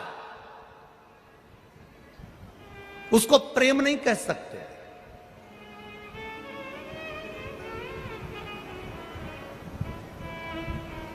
उसको प्रेम नहीं कह सकते। पार्वती जी बोली, मैंने बहुत वैभव देखा, बहुत। नारायण भगवान के यहां कितना सुंदर वैकुंठ है, ब्रह्मा जी के यहां कितना सुंदर सुख है, इंद्र के यहां कितना सुख है, अपने यहां तो कुछ भी नहीं है। तुम जैसा बोलोगी वैसा हो जाएगा। बोलो तुम्हें क्या चाहिए, बोलो। कुछ नहीं, बस रहने के लिए एक सुंदर महल बन जाए, इससे बढ़कर क्या चाहिए। विश्वकर्मा जी को बुलाया और बुलाकर सुंदर समुद्र के बीच में महल बनवाया। पर भगवान तो भगवान थे, उन्होंने जो लीला रची कि ये दूसरे का वैभव देखकर अपना वैभव मत बनाना, दूसरे का वैभव देखकर वैभव मत बनाना। लोग कहते हैं, किसी भांग पीने वाले से पूछो कि तुम भांग क्यों पीते हो, तो वो कहता है ये तो शंकर भगवान का, बोलो बोलो जम के, प्रसाद है, ये शिव जी का प्रसाद है, इसलिए हम पी रहे हैं। कोई गांजा पिए, उससे पूछो ये दम क्यों लगा रहे हो, गांजा क्यों पी रहे हो, ये तो भगवान शंकर भी पीते थे। तो अच्छा, शिव जी भांग पीते थे इसलिए तुमने भांग पीना चालू करी, शिव जी गांजा पीते थे इसलिए तुमने गांजा पीना चालू करा, ये तुम कहते हो। शिव पुराण में कहीं नहीं लिखा कि शंकर ने भांग पी की गांजा पिया। शिव जी भांग पीते हैं इसलिए हम भांग पी रहे हैं, शंकर भगवान गांजा पीते हैं इसलिए हम गांजा पी रहे हैं। तुम शंकर जी की होड़ कर रहे हो, कोई कोई ऐसा है कि उसने जटा भी बना ली, हम शंकर का स्वरूप में रहते हैं, कोई के हम चंदन लगाते, कोई के हम रुद्राक्ष पहनते, कोई के हम शंकर के स्वरूप में रहते हैं। शंकर जी भांग पिए तो हम भांग पीते, शंकर जी गांजा पिए तो हम गांजा पीते हैं। तो मेरा निवेदन है, शंकर जी विष भी पीते हैं, पी लो, वो काय को छोड़ रहे। शिव शंकर भगवान तो विष भी पिए हैं ना, तो पियो।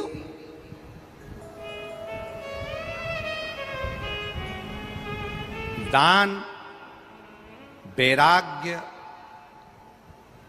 और आत्महत्या झटके से होती है। क्या क्या चीज, जम के बोलो जरा। दान, वैराग्य, वैराग्य से मतलब है भजन करना, सबसे दूर रहकर स्मरण करना, वैराग्यता। दान, वैराग्य और आत्महत्या झटके से हो जाती है, झटके से।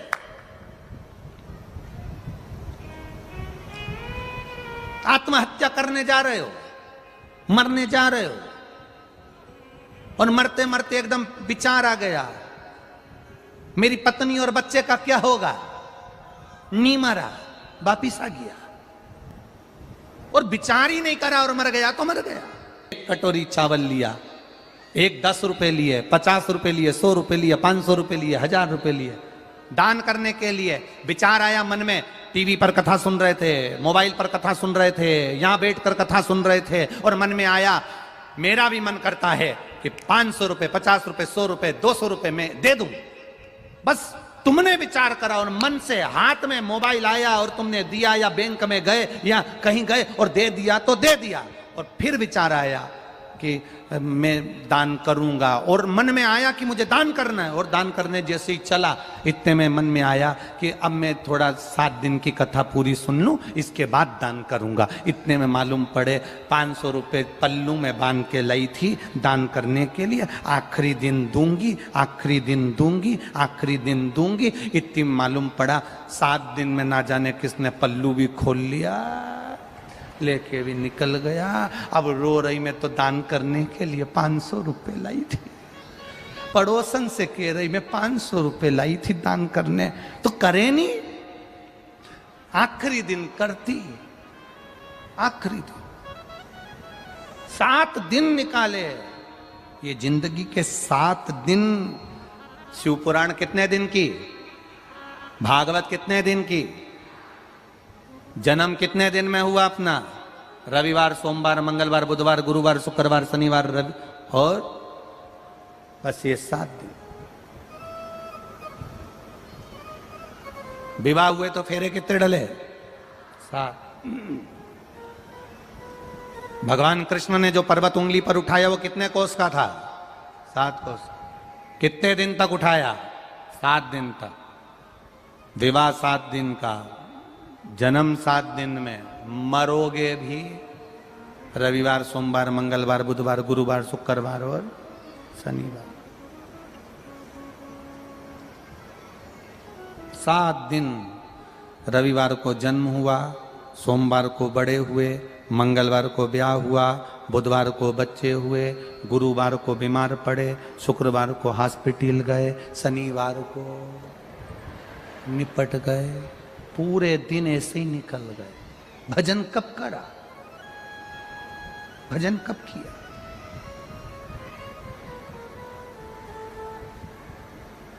दिन गए, समय गया, समाप्त हो गया।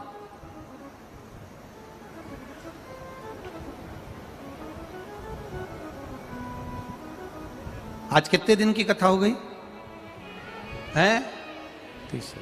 कितना दिन बचा, 4। बचपन, जवानी, अधेड़ी, बुढ़ापा। बस 4 अवस्था के 4 दिन रह गए हैं, बचपन, जवानी, अधेड़ी और बुढ़ापा।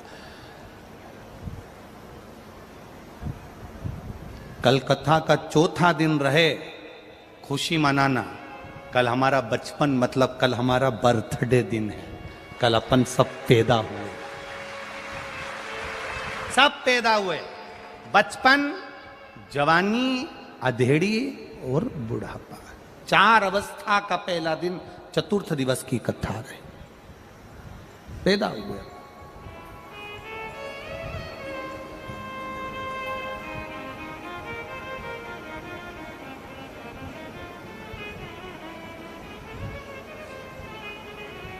कितना सुंदर संवाद है।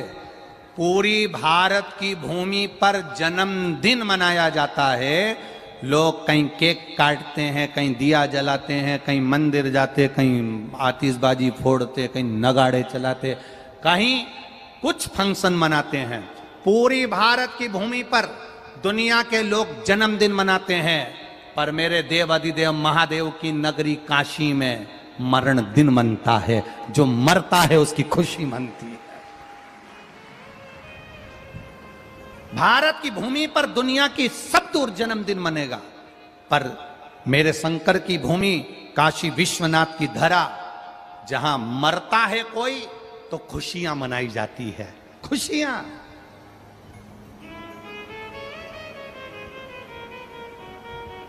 क्यों? क्योंकि काशी में मरने वाले को गुरु मंत्र मेरे महादेव देकर भेजते हैं। उसका फिर पृथ्वी पर जन्म नहीं होता, वो तर जाता है। जन्म और मृत्यु के प्रपंच से छूट जाता है। गया गया।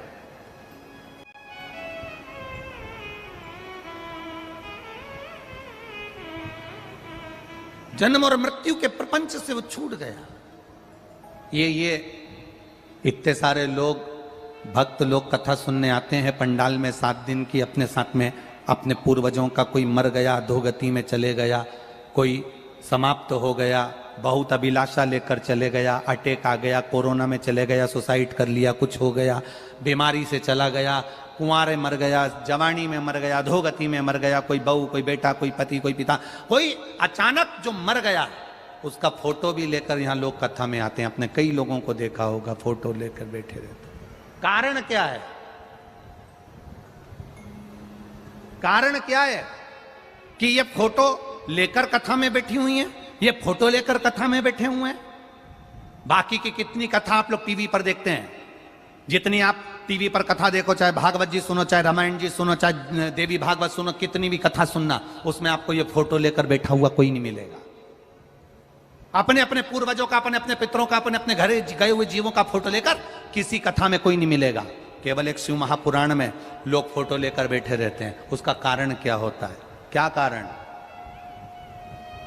केवल एक कारण, जो पार्वती जी से महादेव ने कहा था, पार्वती ये तुम रुका, जो चंचुला को कथा सुना रहे हैं, ये तुम रुका, जो चंचुला को कथा सुना रहे हैं, ये कथा कोई साधारण नहीं, जिसके जजमान आप और हम बनकर बैठे हैं। ईश्वर जी गोरा जी बनकर, गणा और गोर बनकर बैठे हैं। सुनो पार्वती, जिस स्थान पर शिव महापुराण की कथा होती है, जो उस कथा को श्रवण करने के लिए जाता है, उसके घर के जीव उसके साथ कथा श्रवण करने के लिए पहुंचते हैं।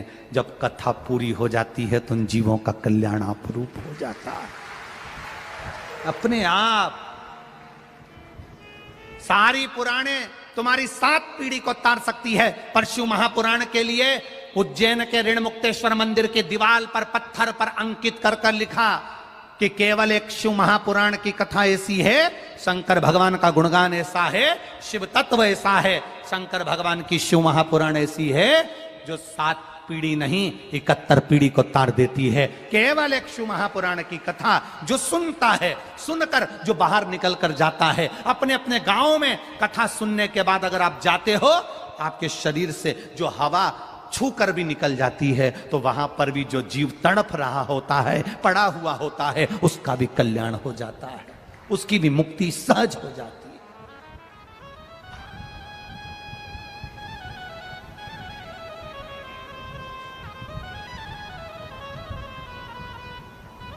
महाराज,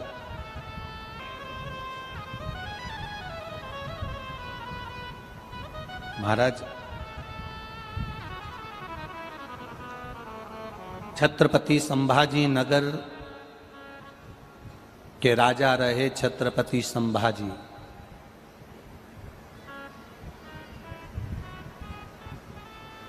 जितना कष्ट छत्रपति संभाजी महाराज ने नहीं झेला होगा, उससे 1000 गुना ज्यादा कष्ट छत्रपति संभाजी महाराज की धर्मपत्नी येसुबाई ने झेला था।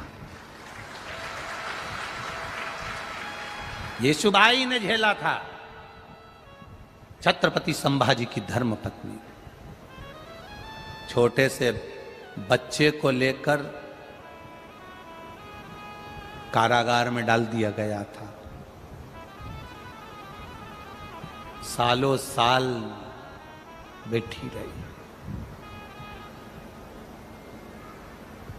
महादेव की उपासक थी, शिव की उपासक। हिम्मत नहीं आ रही थी।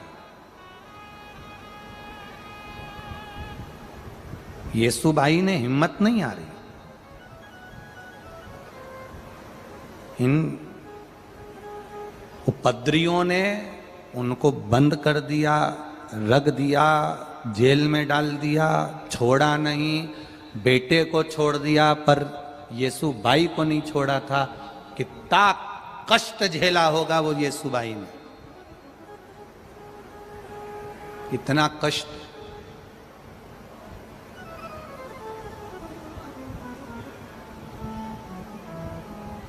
सारी दुनिया में सबसे ज्यादा बोल्ड, सबसे ज्यादा प्रबल, सबसे ज्यादा वीरणी, युद्ध में भी अग्रण्य रहने वाली और वक्त पड़ने पर छाती पर चढ़कर गला काटने वाली, पूरी दुनिया में कहीं ऐसी नारी नहीं मिलेगी जो महाराष्ट्र की रानी मिलेगी।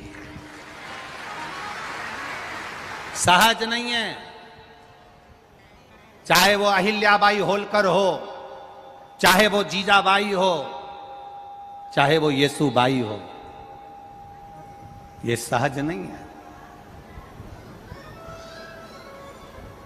एक बार येसुबाई से एक प्रश्न किया गया था, आप लोगों को मालूम होगा शायद, अगर आप महाराष्ट्र के निवासी हो तो आप लोगों को स्मरण में होगा। छत्रपति संभाजी की धर्मपत्नी येसुबाई से एक प्रश्न किया गया था।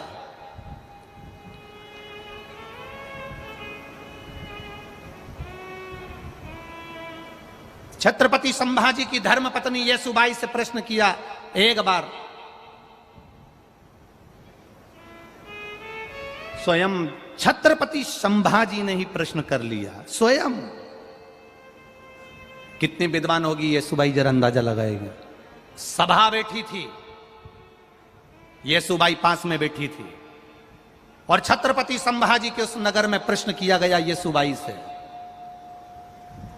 आज छत्रपति संभाजी के इस नगर में वो प्रश्न आपके सामने हम भी दे रहे हैं और उसका उत्तर जो येसुबाई ने दिया वो भी हम दे रहे हैं। छत्रपति संभाजी के उस नगर में राज सिंहासन पर बैठी येसुबाई, छत्रपति संभाजी ने प्रश्न किया, सुनो येसुबाई, हम आपसे पूछना चाहते हैं, नारी सीता ही क्यों रहती है? नारी कभी क्या गौतम बुद्ध बनने को तैयार नहीं होती है? येसुबाई ने कहा, नारी बुद्ध भी बनने को तैयार हो जाए पर नारी सीता ही बनी रहना चाहती है। उसका कारण केवल एक है, स्वामी, नारी बुद्ध बनेगी, बुद्ध बनने को तैयार हो जाएगी, गौतम बुद्ध बनने को तैयार हो जाएगी, पर वो सीता ही बनी रहना चाहती है। क्यों? उसका एक कारण है, जैसे गौतम बुद्ध अपना घर छोड़कर चले गए, जंगल में चले गए, अगर एक नारी अपना घर छोड़कर चली जाती है तो लोग उसको ताना दे देकर मार देते हैं, ना जाने किसके साथ भग गई होगी, किसके साथ चली गई होगी। और अगर गौतम बुद्ध जंगल में रहने के बाद वापिस लौट कर आते हैं, अपनी धर्मपत्नी के सम्मुख में पहुंचते हैं, अगर एक नारी थोड़े दिन वन में रहने के बाद वापिस लौट कर आए तो दुनिया के लोग ताना दे देकर मार देते हैं, ना जाने किसके साथ रहकर आई होगी। इसलिए नारी बुद्ध नहीं बनना चाहती, नारी सीता, अहिल्या और नारी सावित्री बनना चाहती और अनसुईया बनना चाहती है। नारी के जीवन में बहुत कष्ट है, बहुत कष्ट। बहुत भारी जिंदगी होती है स्त्री की जिंदगी, नारी की जिंदगी। और बोल्डता भी बहुत रहती है, बहुत। ये औघड़ी है, कृपालु दयालु दाता। किया गया भजन खाली नहीं जा। पार्वती जी ने शिव जी से कहा, आप कृपा करें, मेरा मन है, मैं कैलाश पर तो आ गई हूं, पर मेरा मन है कि मैं इस कैलाश पर्वत पर जहां रहूं, नंदी संगी भृंगी जितने भी आपके गण हैं, ये सब जब कैलाश पर्वत पर आए तो कुछ ना कुछ भोजन कर जाए, ये मेरा मन है। कल आपको कथा में कहा था, अतिथि आए, मेहमान आए, बन सके तो उसको भोजन कराओ, भोजन नहीं हो तो जम के बोलो जरा पानी पिलाओ, पानी नहीं हो तो आसन पे बिठाओ, आसन नहीं हो तो मीठी वाणी दे दो, मीठी वाणी नहीं हो तो मुस्कुराहट के दो बोल दे दो, इतना भी बहुत है। माता पार्वती जी ने कहा, मेरा मन है कैलाश पर जो भी आए उसको भरपेट भोजन मैं खिलाऊं, ये मेरा मन है। एक जो बहू होती है ना, इसका बड़ा मन होता है कि कोई घर आए तो उसको मैं खूब खिलाऊं, अच्छे से रखूं। कई बार बेचारी भय के कारण, सास के कारण, परिवार के कारण कुछ बना नहीं पाती, खिला नहीं पाती। कथा में कहा था, ना बहू बुरी होती है ना सास बुरी होती है, दोनों बुरे नहीं है, दोनों के अंदर प्रेम है, दोनों के अंदर वात्सल्यता है, दोनों के अंदर करुणा है। केवल उनके कानों में जो कोई भर देता है, कुछ कह देता है या वो कुछ गलत देख लेते हैं तो उनके मुख से निकल जाता है, हो जाता है कभी। शिव कथा कह रहे, भगवान शंकर का चरित्र कह रहा, शिव महापुराण कह रहे। पार्वती जी कहती हैं कि मैं जो भी मेरे कैलाश पर आएगा मैं उसका पेट भरकर भोजन कराऊंगी, आप मुझ पर कृपा करो। शंकर भगवान ने कहा, यहां पर नंदी भृंगी श्रृंगी गण जितने भी हैं सब तप साधना में लगे रहते हैं, किसी को भोजन की जरूरत नहीं पड़ती, और मुझे भी भोजन की जरूरत नहीं है क्योंकि मैं भी तप में लगा रहता हूं, मैं भी साधना में लगा रहता हूं। मानी नहीं पार्वती जी। ठीक है, पार्वती जी ने आज रसोई घर तैयार करा। विषम परिस्थिति में जिस कैलाश पर कुछ भी नहीं था वहां पार्वती जी रसोई घर तैयार कर। थोड़ा ध्यान रखना, बहुत बड़ा बंगला देखकर शादी करना उत्तमता नहीं है, बहुत पेट्रोल पंप देखकर शादी करना उत्तमता नहीं है, गाड़ी बंगला देखकर बेटी की शादी करना उत्तम नहीं है। बेटी की शादी ऐसी जगह करना जहां बेटी का आदर हो, सम्मान हो, सत्कार हो और उसको इज्जत मिले।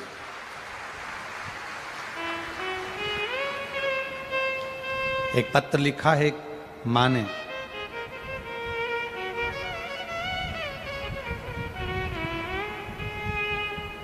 संगीता परेश खंडेलवाल, तहसील फुलंबी, जिला संभाजी नगर। मुझे 2 बेटी 1 बेटा है। बड़ी बेटी ने कोरोना काल में शादी कर ली। मेरी बड़ी बेटी ने जब कोरोना काल में लव मैरिज शादी कर ली, उसके बाद मुझे सभी लोगों ने बोलना चालू कर दिया, जो मिलता था मुझे ताना देता था, तुम्हारी एक बेटी ने शादी कर ली है लव मैरिज, दूसरी भी लव मैरिज ही करेगी। खूब अपशब्द कहते थे। गुरुदेव, आपकी शिव पुराण ने कमाल करा है। दुनिया के लोगों को भले आपकी शिव पुराण बुरी लगे, पर आपकी कथा असर बहुत करती है गुरुदेव। मेरी मेरी बेटी ने शादी करी, लोग मुझे ताना देते थे तेरी छोटी बेटी भी लव मैरिज करेगी, और लोग लिख कर देते थे कि ये लव मैरिज करेगी। पर मेरी बेटी एक दिन कथा सुनते सुनते टीवी के सामने मेरे सिर पर हाथ रखकर कसम खाकर कह दी, माँ मैं अपने माँ बाप को कन्यादान का मौका जरूर दूंगी, शादी भाग कर नहीं करूँगी। और मेरी बेटी की शादी 22 जून को बाबा की कृपा से होने जा रही है। और बाबा मेरी बेटी ने, हमने जो पसंद करा, मेरी बेटी उससे शादी कर रही और हमें कन्यादान का मौका दे रही है।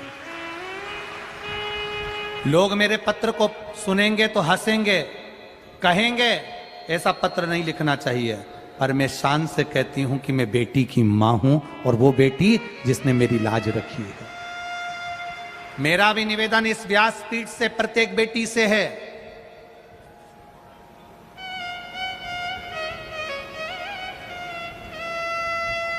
बेटा एक कुल को तारता है और बेटी 2 कुल को तारती है। एक बेटा अपने मां बाप को स्वर्ग भेजे कि नहीं भेजे, और ये शिव पुराण कहती है अगर मां बाप अपनी बेटी का एक बार कन्यादान कर देते हैं तो उनके लिए स्वर्ग का दरवाजा खुला रहता है। लोग कहते हैं बेटी पराया धन है, बेटी पराए घर चली जाती है, उसका हक मायके से चला जाता है। पर शिव पुराण कहती है, माता पार्वती का संवाद कह रहा है, माता पार्वती का चरित्र कह रहा है, जो बेटी अपने मां बाप को कन्यादान का मौका देती है, जो बेटी कहती है पापा आप लड़का ढूंढो, मैं भले अच्छी पढ़ाई कर रही हूं, पूना पढ़ रही, मुंबई पढ़ रही, बेंगलोर पढ़ रही, बड़े बड़े शहर में पढ़ रही हूं, पर पिताजी आप चिंता मत करना, तुम्हारे सिर को कभी नीचे झुकने नहीं दूंगी, तुम्हें कन्यादान का मौका दूंगी।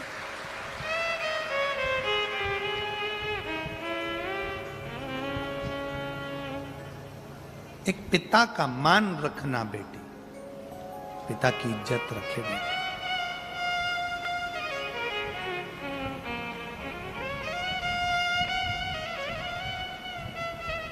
एक बेटी गलत लड़के के साथ चली जाती है, वो सोचती है कि मैंने इनसे प्रेम किया, इनके साथ चली गई और मेरा ससुराल वालों से, मायके वालों से संबंध टूट गया माना, वो भूल भी गए, सब कुछ हो गया, सब कुछ हो गया।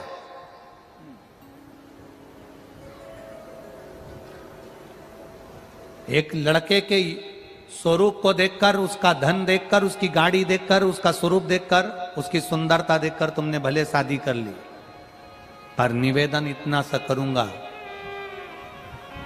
मरते दम तक तुम लव मैरिज कर तो लोगे, मरते दम तक अपने आप को कोसते रहोगे, पर किसी से कह नहीं पाओगे। मरते दम तक अपने आप को कोसोगे, बार बार कोसोगे। सनातन धर्म के अंदर विवाह करोगे, हिंदू सनातन धर्म की बेटियां हिंदू सनातन धर्म के अंदर विवाह करे, दूसरे धर्म के अंदर चले भी गए ना, थोड़ा बहुत देख दुखाकर अपने माँ बाप का सिर झुक भी गया, तुम्हें मुक्ति नहीं, मोक्ष नहीं, तुम्हें सुख नहीं है, रोगे जीवन भर। समझो, अपने आप को संभालो, अपने आप को, अपने आप को देखो। ब्राह्मण, क्षत्रिय, वैश्य, शूद्र, ये सब एक आनंद के साथ में, हम क्यों दूसरी जगह जाएं, हम क्यों दूसरी जगह। खैर, महाराष्ट्र में मुझे ये शब्द बोलने की जरूरत नहीं है, क्योंकि मुझे यहाँ की बेटियों पर पूरा भरोसा है, इसलिए मुझे जरूरत नहीं है बोलने की। मुझे पूर्ण भरोसा है, पूर्ण भरोसा, पूर्ण विश्वास, दृढ़ता के साथ कह सकता हूं कि बेटियां, और अब केवल महाराष्ट्र की ही नहीं, पूरे प्रदेशों की, पूरे भारत की बेटियां अंदर से संकल्प लेकर बैठी हैं कि अब चाहे कुछ भी हो जाए अपना सनातन धर्म छोड़कर नहीं जाएंगे, अपना हिंदू सनातन धर्म छोड़कर नहीं जाएंगे। करें, थोड़ा जीवन में संघर्ष आएगा, उसको भी झेलना ही है। समय की अनुकूलता देखते हुए भाव से अपने भीतर संकल्प बनाकर शिव तत्व को जाने। भगवान शंकर पार्वती पधार रहे हैं, मंगल विवाह है शिव पार्वती का, जोरदार ताली बजाएं। भगवान शिव पार्वती पधार रहे हैं मंगल विवाह की ओर।